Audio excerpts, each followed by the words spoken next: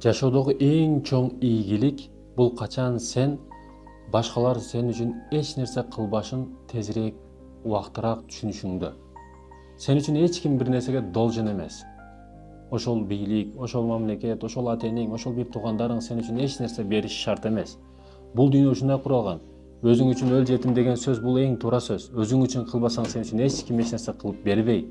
Бүгүн жаштар ата-энем кылбады, бир тууганым кылбады, эжем кылбады, мунун кылбады, анын кылбады деп бүт айыптарды башка бирөөлөргө аударып, башкалардан кемчилик издеген аракетинде. Жок, качан сен түшүнөсүң, качан ушул нерсени эртерээк түшүнсөң, эртерээк үй саласың, эртерээк машина аласың, эртерээк билим аласың, качан бүт жоопкерчилик өзүңдүн башыңда экендигинде түшүнгөнүңдө ошондо чоң ийгиликтерди жарата баштайсың. Бүгүн жалкоолор көп. Аны кылышым керек эле, муну кылышым керек эле деп күндөн күнгө өзүнүн ийгиликтерин эртеңки күнгө таштагандар өтө көп. Бирок билбейт ал качан өзүн бүт ошол оодарып жаткан нерселерди моюнга алып, тезирээк аракет кылгандыгында ийгилик жаралышын түшүнбөйт атта.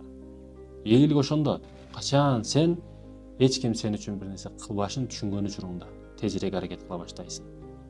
Чындыгында ошондой. Андан кийин сенден эч ким ала албай турган нерселерге аракет кыл. Сенден эч ким тартып ала албайт. Не? Биринчиси билим. Эртең байлыгың кетип калышы мүмкүн, мурдап кетиши мүмкүн, тунап кетиши мүмкүн, бирөө алып коюшу мүмкүн, а? Бирок башыңдагы билимди эч качан алып кое албайт. Башыңдагы билимди эч качан алып кое албайт.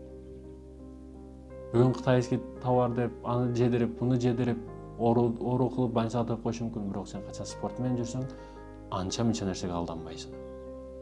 Айтор сени алдабай турган, кийин сен өкүнбөй турган нерселерге акча тигишиң керек. Бул нерселерден акча аябашың керек экен.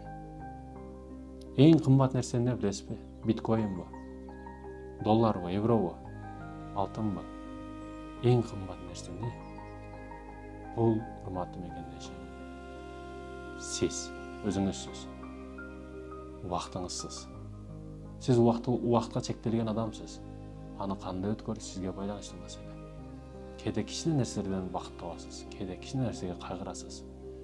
Адамдар сизге карап башкарышын жолго берип койгон. Өзүңүз башкарыңыз. Аллах үчүн аракет кылыңыз. Бул дүйнө кыска экендигинде, сыноо экендигинде